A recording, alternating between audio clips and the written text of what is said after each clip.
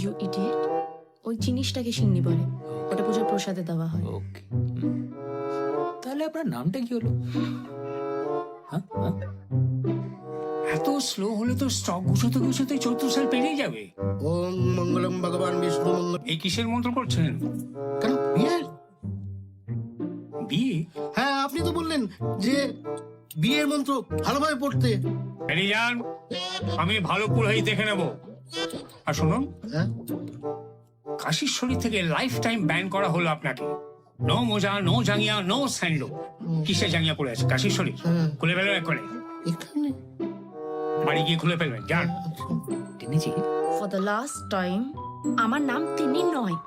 আপনি রাখছেন কেন? আপনি শুনুন না। What is wrong with you? আপনার মাথাটা কি খারাপ হয়ে গেছে? আপনি কি বুঝতে পারছেন না? তখন থেকে আমি বলে যাচ্ছি আমার নাম তিনি নয়। এখানে বসে বসে কি করছিস? চল মা, আমি বেরোলাম। আরে 2 মিনিট দাঁড়িয়ে যাও, আজই তো তোমার অভিষেক। অভিষেক না অমিতাভ, এই কোনটাই জানার ইচ্ছা আমার নেই।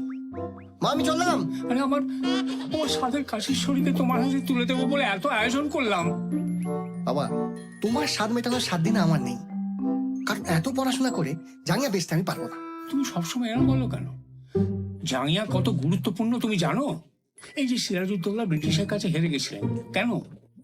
উনি যুদ্ধের সময় জাঙ্গিয়া পরিতেন না। বাবা, যা বলো একটু ভেবে বলো। সিরাজদৌল্লা যুদ্ধের সময় ভাঙিয়া পড়িতেন না। এই কথায় কথায় সব জায়গায় না জাঙ্গিয়া গুজে দিও না, কপালে দুঃখ আছে। তার মানে তুমি পারিবারিক ব্যবসা করবে না, তাই তো? বললাম তো করবো না। তাহলে স্যার, এই যে এই কাগজের সইটা? আর এই কপালের দইটা। দুটোই পরে হবে, আসি। ওরে!